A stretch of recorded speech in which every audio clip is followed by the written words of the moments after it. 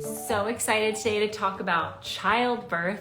The entire episode of BDA Baby is all going to be about childbirth and labor and learning about all of that from someone who's very experienced in labor and childbirth, which is Teresa Palmer, because she is pregnant now with her fourth baby, I believe.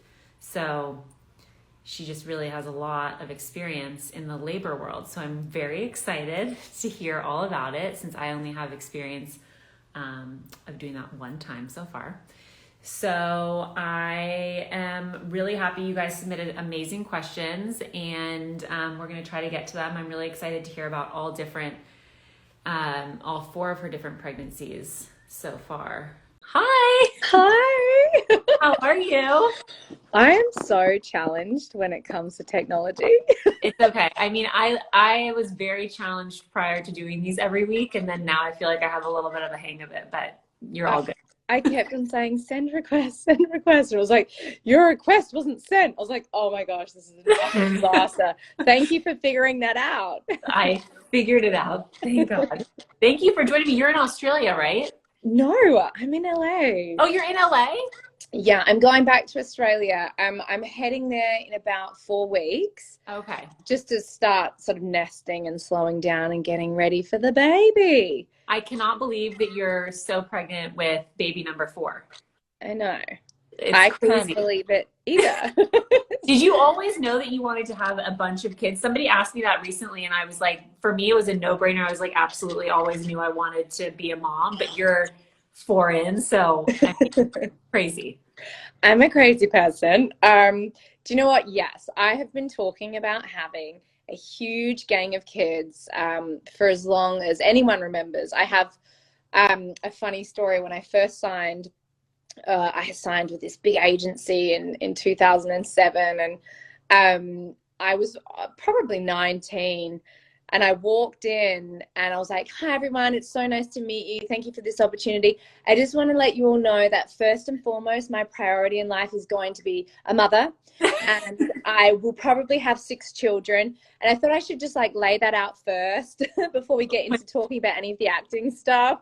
That's amazing. And I remember my manager being like, oh God, what is she doing? But it's just always been in me. I think I'm so close. Well, I was so close with my darling Nana, and she had 8 children. And I loved watching the way she navigated parenthood and balanced between all these amazing different personalities. And right. And she was the matriarch of the family. And I've always been inspired by her. So I just knew I wanted a big family. I told my husband when we first met, I was like, just so you know, this is what you're in for. It's going to be one baby. It's going to be quite a lot.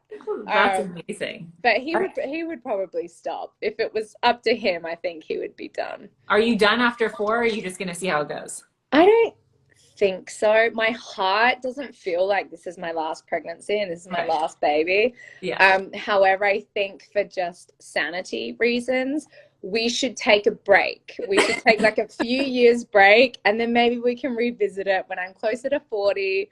We'll pick up that conversation again. But I adore it. I love being a mummy. Yeah. I feel like it's my calling. It's my passion. Obviously, it's hard. I was just saying to somebody that you seem, I was talking to Sarah Wright Olson a couple weeks ago about your guys' amazing book, and you both are such amazing hands-on moms, and it seems so natural to both of you. And I was just saying to my friend that you seem like somebody who was just born to be pregnant and to be a mother, and like that you're just so, it seems like something that's just so comfortable for you to be a pregnant mom and to be, raising children. It seems like something that's like very perfect for you. I guess I just love it. And when you have a passion, that's what you should lean into. When your heart sings something to be true, that's what you follow. Mm-hmm. And from the moment I had my first baby, I was like, oh boy, here we go. Like, this is my thing. This is what I love to do. And of course, like any new parent, congratulations, by the way, on your bubs. Any new parent, you sort of just are thrown in the deep end and you're trying to swim and figure it all out, and you're just given this little person. and then you're responsible for keeping them alive and learning about their way and what their routines are and what they like and what they don't like.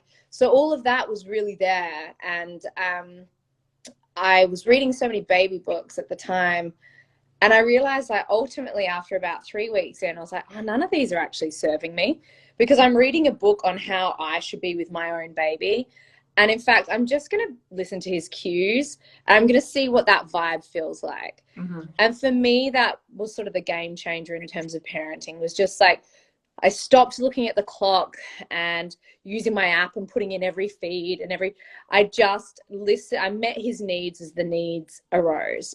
Mm-hmm. And that has really sort of been like the heartbeat of my parenting journey, is just being in flow, whatever it is, whatever the chaos is. I've had such a chaotic week. Just sort of trying to be flexible enough to allow the craziness in, to embrace the chaos, Mm-hmm. and then to let go of this idea that everything has to be regimented in a certain way. Mm-hmm. Yeah. I mean, how do you do that? Because obviously I think that that's so much easier said than done. Everybody, like, you want to be, you know, somebody, I think, especially as a new mom, who can kind of relax and go with the flow. And even during my pregnancy, I remember constantly, and we were in like the height of the pandemic, but I was constantly telling my mom, I was like, I just want to be calm. I just want to be relaxed. And it's like, you want it so badly, but then there are things that you start thinking about, like this, am I hurting the baby? Am I like, did I roll over on a weird, am I on my back too much? Like, there are all these things that I would think about. And a lot of the people's questions were how you remain so calm in a pregnancy and also ahead of childbirth, and you have such experience with it. Yeah, look, I don't think there's any easy answer to that question. I think as mums in general, we're going to be warriors. Mm-hmm. We're going to always want our babies to be okay and the pregnancy to be going fine. And there's no sort of fast rule, I think, for that. I notice that when I start getting in my head, I call it the committee, when the committee starts buzzing and I starting, you know, the panic feeling comes up, or I notice that I'm having fear-based thinking. I try and find what works for me to recenter. And so typically that's sitting with my husband, emotionally regulating. He's amazing. He's like my therapist. And he'll sit and he'll walk me through feelings that I'm going through. And oftentimes I'll jump on Insight Timer. I'll go and do a meditation, and I'll just try and recenter and just trust that everything's okay. There's a key word that we use a lot, Sarah and I, in our book too, is surrender. Mm-hmm. Sort of surrendering to the feelings, talking to them, speaking to them, not hiding them and squashing them, which I've, you know, in my younger years, I definitely had a tendency to do that. When big feelings would come up, I'd sort of squash them and keep sort of moving through my day. But now I just allow them to come out. I had a really horrible day a few days ago. My dog got in a fight with another dog and I had to break it up. And I noticed just physically in my body, the whole rest of the day, I was in a panic state. I was in a shock state. And I wasn't in my body in any sense of the word. And I actually just verbalized it. I put some words to that feeling, and I was like, I'm feeling really afraid. I'm feeling really scared. I'm traumatized. Mm-hmm. And I did some journaling, and that has actually helped me so much throughout my parenting journey. Anytime something comes up that feels too big for me, I throw it all out on paper. I try and digest it. Mm-hmm. And in terms of birth, look, it's my favorite subject to talk about. But again, I think with my first birth, I was a new parent, you know, I was a new pregnancy. I had never been pregnant before. I'd always wanted to be pregnant. So I learned as much as I could. I read all the books in all the land of all the different types of techniques, Lamar's technique. And, you know, I read all about the experience of what an epidural would be, what an emergency cesarean section would look like. I just wanted to be informed.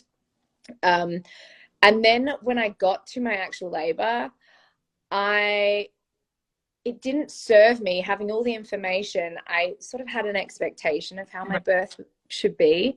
Yeah.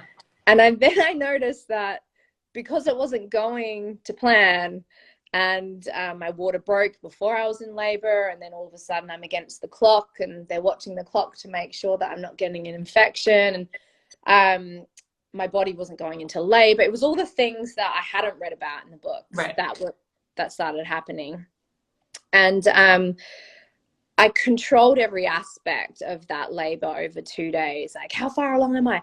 I need the birth ball. We should move into the shower. We should do. And it was like I was a drill sergeant, and really trying to control my own experience. Mm-hmm. So ultimately, I ended up with a home birth transfer at Cedars Sinai, and I did all the things I didn't want to do. Right. I did have an unmedicated birth, but it was still like lying on my back, right, pushing from that position. I tore. I had a retained placenta, which was very painful when it was taken out. And all of a sudden, I was in sort of this medicated environment, but I was so happy that actually that was my experience, because it was such a gift in letting go of the expectation and just, again, surrendering to the experience. And I think it really helped me learn that whatever your birth is, however it looks, it's the birth you're supposed to have, and all you can do is observe it. If it was traumatic, like, what can you learn from the trauma? How do you treat that trauma so it doesn't sit and stay in your body and affect your parenting experience? Right. And like, what sort of gifts can you find in that darkness? And so, yeah, that was my first birth experience, and I was a little traumatized for the first few weeks. I burst all the capillaries on my face. I just had like so many capillaries. My eyes were bloodshot. I was so sore. I had to pee in a bucket of warm water for the first 2 weeks. My mum was with me, thank God, so she would empty this little bucket of water for me and fill it up. She's like, the water's ready for you again. Like, it was just so such like a animalistic experience. Right.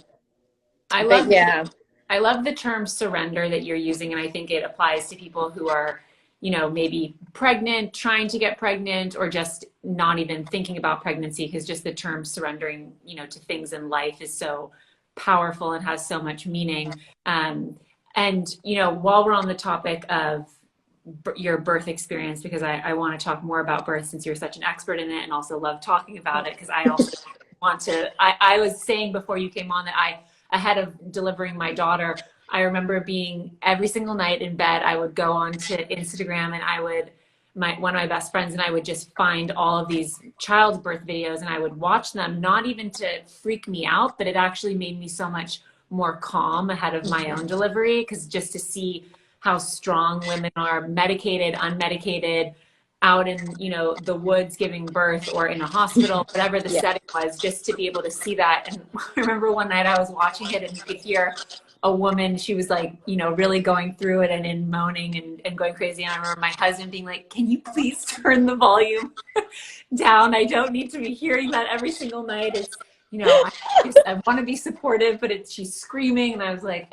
this is just part of it. But I was posting yesterday about, talking about childbirth and talking about natural childbirth. And a lot of people had feedback about, using the term natural childbirth and not associating that with medicated versus unmedicated, and making the distinction between the two, because all childbirth is natural, which I totally understand. And, making the separation between someone having a medicated childbirth experience versus an unmedicated one, or C-section. Or a vaginal versus a cesarean. Yeah, exactly. And so I thought that was really helpful, actually, for me to understand, just because I had always heard of it as natural childbirth, and that means that you had absolutely no help or medication or nothing, but that was a helpful distinction. Oftentimes I do use the term natural childbirth, meaning vaginal as well, but you're right, like, birth comes in all shapes, in all colors. Right. And we actually, in our book, we write about all the different kinds of births you can have. I have friends who have had the most beautiful births, and they've had cesarean sections, and they've had this thing called a gentle cesarean. My girlfriend, she has cesareans with her babies. And she has music playing, and she has the curtain see-through so she can see her baby come out. And she said it's the most magical, most beautiful experience, and she feels so great giving birth that way. So it's also whatever you're comfortable with too. And people have different levels of pain thresholds. I have other girlfriends who they just love having epidurals, and they love their walking epidurals, or their full epidurals, and that's the experience for them. They know exactly what they want, how their birth is going to go, and they have beautiful, healthy, amazing babies at the end of it.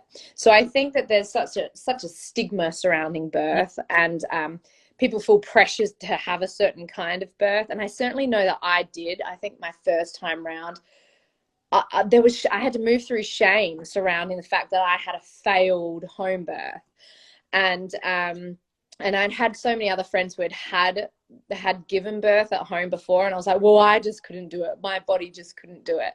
And I had to move through that self-critical voice. In fact, my baby was posterior. He was in a really funky position. I've since learned how to turn a posterior baby.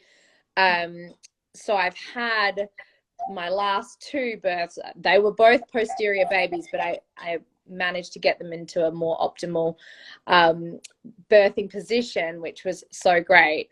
So I didn't end up having any of the same issues I had in my first birth. But look, as long as your baby is healthy and you are healthy, we just advocate for informed birth. Learn about it and then let it go. So that's really my main sort of takeaway. And I have sort of ideas of how to move through the intensity of birth, certain things that really helped. There are things like, positions, hands and knees position. I love the hands and knees position during labor because you can rock around, you can lean on your birth ball, you can I just feel more natural in that position. Oftentimes standing, I get really exhausted when I'm in labor standing. So hands and knees is a beautiful position.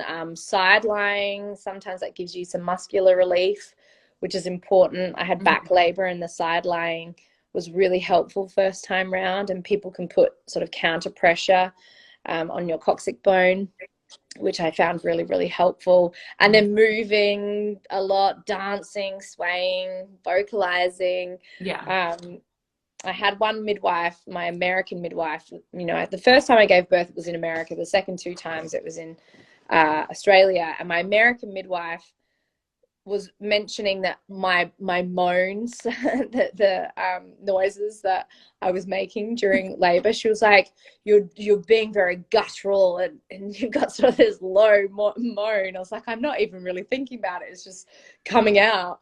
And she was like, why don't you try with this next wave to go higher with your voice, to go sort of sweet, soft, sort of moaning, see what happens, see how that feels in your body. And then that became my go-to thing. Like everything was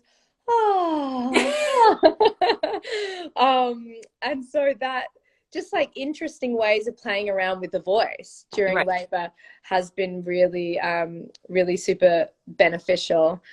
Were all three of your pregnancies so far, I know you're in your fourth right now, but what have the big differences been with each pregnancy? Because a lot of people, I think out of all the people that I have interviewed, aside from my mother who had 4 kids, you definitely have had, are on your fourth and have had the most experience with actually having babies. But what would you say is the biggest difference? Because I think if you had, I had a really great pregnancy with my daughter, and I'm so grateful because I've seen so many, talked to so many people who've had really challenging experiences and not being able to feel active, or to have had, horror stories happen with their labor and their delivery.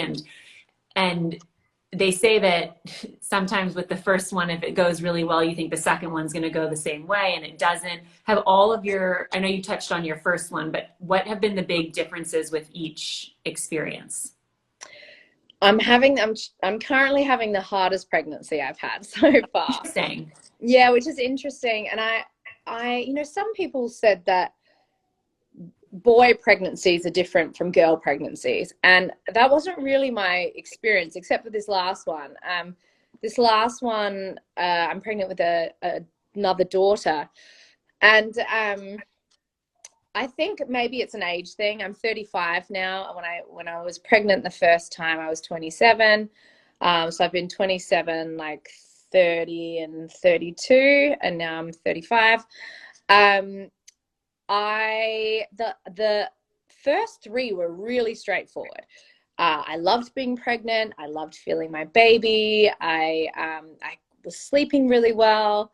And I wasn't feeling very achy in my body. I was still able to exercise a fair bit, but then bam, with my fourth pregnancy, I just feel really tired. And that's probably also because I have three little ones. I was going to say, I'm like, I'm sure that doesn't help. Every morning. And they're so vibrant and they're so active. And so I'm just like in it with them. And oftentimes I find myself forgetting about this pregnancy until the end of the day. I'm like, oh my gosh, I'm having crazy pelvic pain. Last night I was having such bad pelvic pain. I was sort of just like rolling around on the floor. Like, I don't even think I can stand up. My husband had to pull me up. Oh my gosh.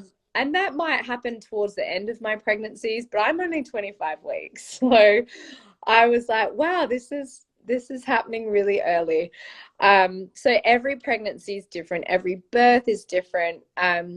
My experience with my second birth was such a healing, beautiful experience. And I think it's because I really looked at my first birth. I took a deep dive into all the different ways that it went.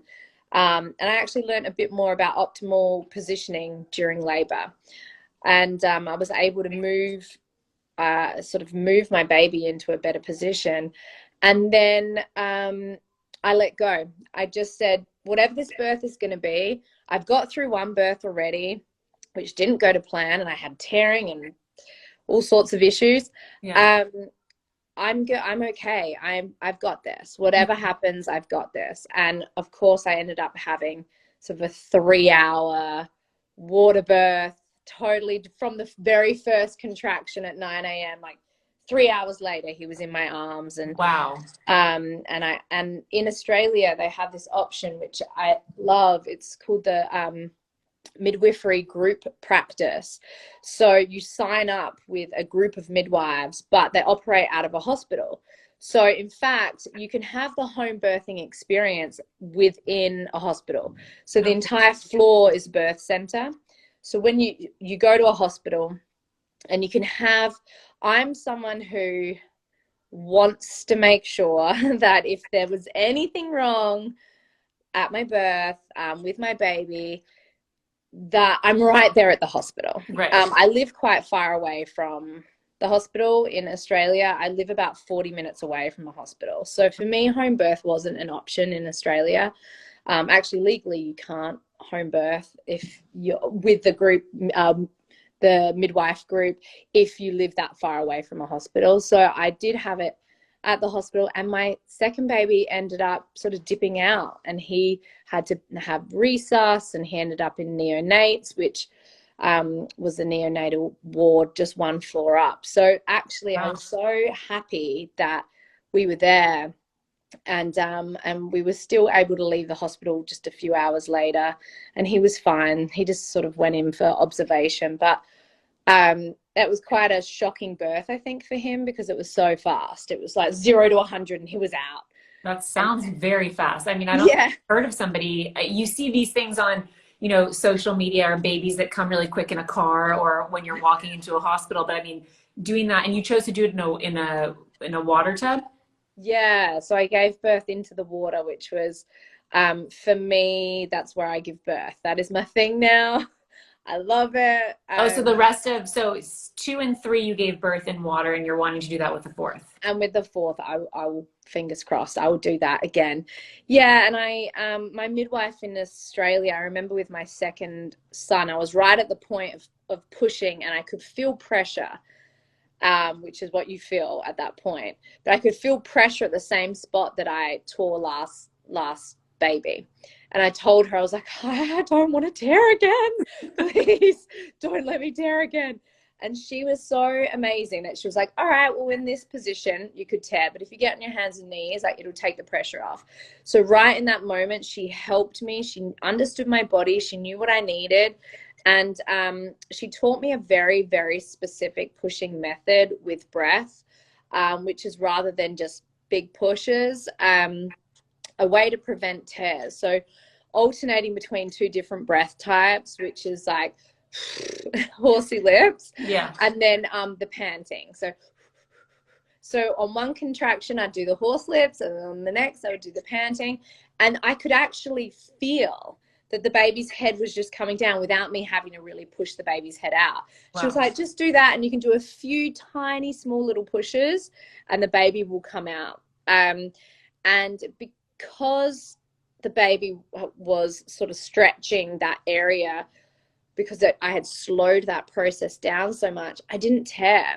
And then the more I read into it afterwards, I was so excited because I felt, you know, a couple of hours later, like, oh my God, I feel amazing. I feel like I haven't given birth. And I did more of a deep dive into it. And Sarah and I have a whole section on preventing tearing in our book. But I realized, like, that's what I didn't do the first time around. I just blasted through that, pushing. Everyone was like, push. I was like, ah! With all my might, bursting all the capillaries. I did sort of the opposite to slowing down, listening to my baby and my body. And then I've had that experience with that second baby and the third baby. And I'm hopeful that I'll have the same experience with the fourth baby. But yeah. That's amazing. I mean, it's so interesting to hear all these different ways of, I took a hypnobirthing class. I don't know if you've heard anything about hypnobirthing. Yes, it's amazing. Yeah, so I did that. And it was funny because everybody was asking me, I mean, but my mom and my dad did a Lamaze class, like the old school. Yes, Lamaze. And then because it was so intense with COVID over the summer, you weren't able to do birthing classes. And since it was the first for me, I wanted to be able to feel prepared. So I would listen to audiobooks, and I was reading this hypnobirthing class. And then Chris and I were able to do hypnobirthing class on Zoom, which was awesome. But it was that same kind of breathing that I was taught, which was such a, you know, you watch movies, of course, and it's this dramatic, like the first one, which is like, just push it out, you know, and then you breathe, and it's just incredible how you can, you know, really just doing something that's simple. And I think the whole tearing thing, which is so great that it's in your book, which is why I tell everybody to buy your book that's either had a baby or about to become a baby, about to become a mom and have a baby, or even thinking of it, because the tearing thing, I feel like for women is something that every woman, it's like the first thing that comes to mind as being the most traumatizing thing that could happen with. Yes. That and pooping. Yeah. Women are always afraid of the pooping. Yeah, it is. It's a big thing. And there were all of these, I remember talking to all my girlfriends, like, how do you prevent that? How do you make that not happen? So it is, it's a big topic, and the breathing thing sounds like it really helped with the tearing. Yeah, I think I just didn't know any of that in the first birth. I didn't specifically focus on preventing tearing, but there's a really great on YouTube. If you type in Ina May Gaskin, who's like the guru of all midwife gurus, she's the queen that we all love. She actually does a seminar on it, and it's a really cool video because someone sort of kind of filmed it on a phone. So it looks like an amateur video, but you have to kind of listen in because there's babies crying and she's not really talking to the video. But I'm so glad someone filmed it, because the way she breaks down preventing tearing, I just took all that information and I used it for my second birth. And it was so healing to come out of that birth knowing that, oh wow, I actively made the choice to slow down when all you want at that moment is for your baby to come out. Yeah. You're so exhausted, you've been through it, and you're right there, and you know you're about to meet your baby. So of course you just want to do anything to get your baby out. But I really, and she talks about holding when the heads come out, really helping the head come out really slowly, and helping sort of ease the head out, which is so beautiful. I think my midwife, Julie Schiller, she doesn't touch me during that that time at all. She just lets me do my thing. She offers encouraging words. And then like once the baby's out, you know, I do all the things that, you know, we talk about it in the book where, you know, delayed cord clamping and skin on skin straight away. And we don't rub the vernix off the baby. We let all that goodness go into the skin, all those things. But she'll just like let the baby, she'll just have us stay in the bath and I'll have the baby on me and just with her or him connecting with my little person. And I really love that about the midwifery care that I've received. But there are so many great doctors. And I would say to women out there who are pregnant, just make sure that your care provider listens to you and that you can really advocate for yourself and talk about the kinds of desires that you want for your birth outcome. If you want dim lighting, if you want a photographer, talk about it. If you want to bring your doula, ask those questions well in advance, because if you don't feel connected, like you have a true connection with your care provider and that they are listening to your preferences, then you need to switch care providers. And there are so many amazing doctors out there. Sarah Wright Olson, who I wrote the book with, she has an amazing doctor in LA, Dr. Jay Goldberg, who really advocates for like whatever birth the mother wants, like he's there for it. Right. And if you don't want to birth lying down, that's fine. He'll be in the squat position helping you birth your baby. So you just know what you want, do the research, talk to your friends, watch all the videos, like exactly what you did. And you can write out your birth plan. I do a lot of journaling about what my birth looks like. I'll write out very specifically how my birth goes, or my dream birth. I usually write that around 36, 37 weeks, just so I put my intentions out there and then let it go. What is something that you would say, like a piece of advice that you would give to people who might be pregnant or having another baby or, you know, having one in the future, that you wish you had known ahead of your first pregnancy or just having your brood of children? What is like one thing that you wish you had known? Your mama instincts are so strong and they're there and they do kick in. And I think that you will hear many, many stories from very well-intentioned friends and family members about how their birth went. And you might start hearing horror stories. Oh gosh, the first few weeks were a nightmare. I wasn't sleeping, or birth is horrendous, or it's so hard. It's the worst thing I've ever been through. It's the worst pain. All of those sort of that language can have such an impact on you. And I was listening to 20, 30 different people telling me about how their birth went. And I ended up having to do a fear clearing right before my first birth. What's that? Basically, it was, I sat with a woman who was almost like a therapist, but specifically for birth. And we went through my fears and we sort of broke them down one by one individually to work through all the big feelings that were coming up and sort of tracing them back to where they were triggered. Where did they come from? And what I realized was that those last few weeks of my pregnancy, like I actually just needed to create a sacred boundary around me where I wasn't taking on all these other experiences from people, because it really can set you up for failed expectations, because you think, oh, well, in Emily's birth, this is what happened with her. And so that's going to happen to me, or so-and-so tore and I shouldn't be doing this or I shouldn't be doing that. And if I do that, I will get an episiotomy, whatever it is, whatever the story is. You just have to liberate yourself from other people's experiences. And I wish I could go back to myself and just like put up loving boundaries and say like, look, thank you so much for sharing that. Like right now I'm really trying to focus on like doing my own work surrounding birth and do my own, my own intel, looking at birth videos and reading stories. But I really appreciate you sharing your experience. I'm sorry that was so hard for you. But like setting a loving boundary, because I think it's really, really important, especially as a first-time mummy. Yeah. No, I think that that's such a great piece of advice. And it was definitely something that when I was reading the hypnobirthing class and also the Ina May Gaskin, it's amazing to hear all of these incredible birth stories, but you oftentimes hear the terrible or traumatizing ones. And then you're left there and you're like, I don't have an option about getting this baby out. So this is gonna have to do, but I like the idea of doing like a reset with releasing your fears, um, and being able to get yourself in a place where you're again surrendering to this experience and also knowing that just because someone had a terrible experience doesn't mean that's gonna happen to you.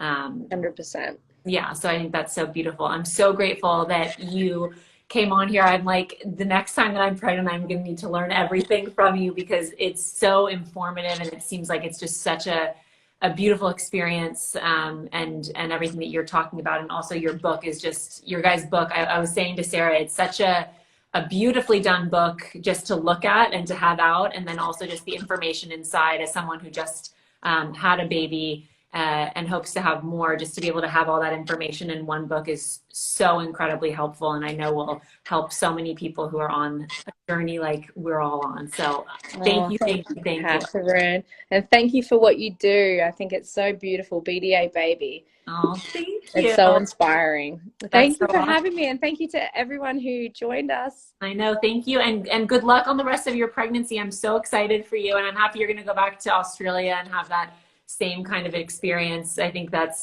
I hope that one day our hospitals here will be able to kind of catch on to really all of the amazing, mommy world that's going on in Australia. I think is incredible. So I'm glad that we all learned from. Yeah, me too. All right. So much love. Bye. Thank you. Bye, guys.